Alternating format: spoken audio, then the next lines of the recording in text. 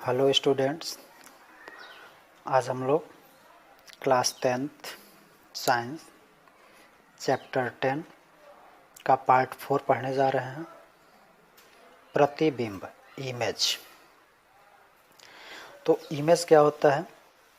जब हम दर्पण के सामने किसी वस्तु को रखते हैं तो दर्पण में उस वस्तु की आकृति बन जाती है। इस आकृति को हम वस्तु का प्रतिबिंब कहते हैं।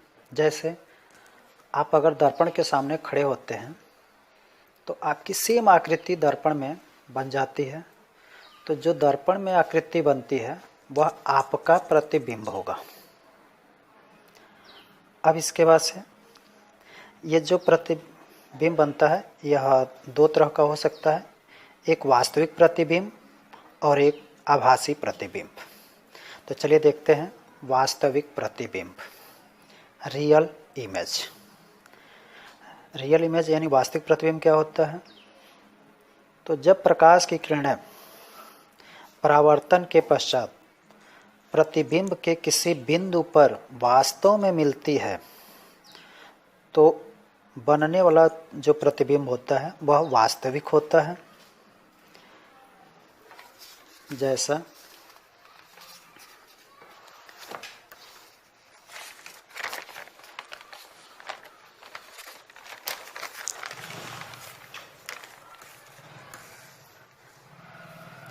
कि देखिए,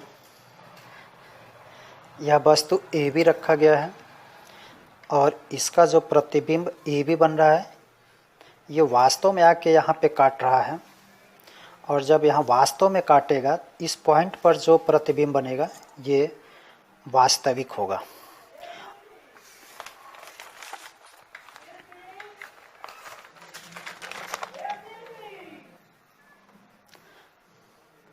तो चलिए, वास्तविक प्रतिबिंब जो होता है यह उल्टा बनता है और इसको पर्दे पर प्राप्त किया जा सकता है। इसमें सबसे ध्यान देने वाला पॉइंट यह है कि जो प्रतिबिंब उल्टा बनेगा वह वास्तविक जरूर होगा, इसलिए इसकी ज़रूरत आगे बहुत ज़्यादा पड़ेगी। इसलिए हम लोग यहाँ याद कर लेते हैं कि जो प्रतिबिंब अगर उल्टा बन रहा है समझ लीजिएगा कि वह वास्तविक होगा, यानी जो प्रतिबिंब वास्तविक होगा उसका प्रतिबिंब उल्टा बनेगा। चलिए अब आते हैं आभासी प्रतिबिंब, वर्चुअल इमेज। देखिए, जब प्रकाश की किरणें परावर्तन के पश्चात प्रतिबिंब बिंदु पर मिलती हुई प्रतीत होती है, जैसे वास्तव में मिलती नहीं है, लगता है कि वहाँ मिल रहा है लेकिन वास्तव में वहाँ मिलता नहीं है, तो बनने वाला जो प्रतिबिंब होता है वह आभासी होता है।